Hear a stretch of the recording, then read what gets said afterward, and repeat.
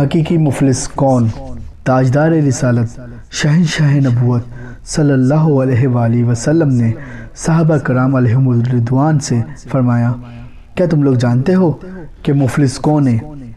صحابہ کرام نے عرض کی، جس شخص کے پاس درہم اور دوسری قسم کا مال نہ ہو وہ مفلس ہے۔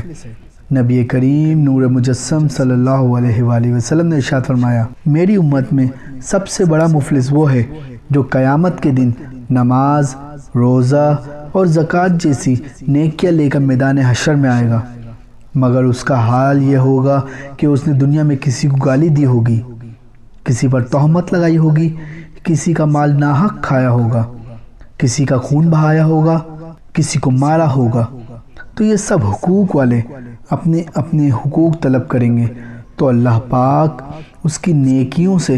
حقوق والوں کو ان کے حقوق کے برابر نیکیاں دلا دے گا۔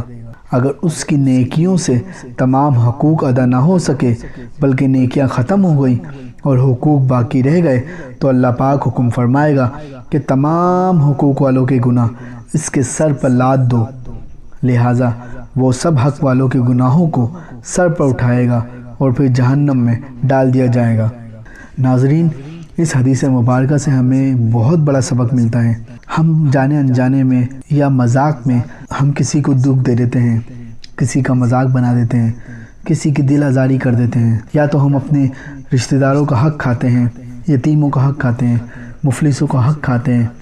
مزدوروں کا جو آپ کے ماتحت ہوتے ہیں ان کا حق کھاتے ہیں، گالی دیتے ہیں، زیادتی کرتے ہیں، یہ سب اسی ہی زمرے میں آتے ہیں۔ تو ناظرین، اللہ پاک ہم سب کو ایسے گناہوں سے محفوظ فرمائے اور کبھی بھی جانے انجانے میں مذاق میں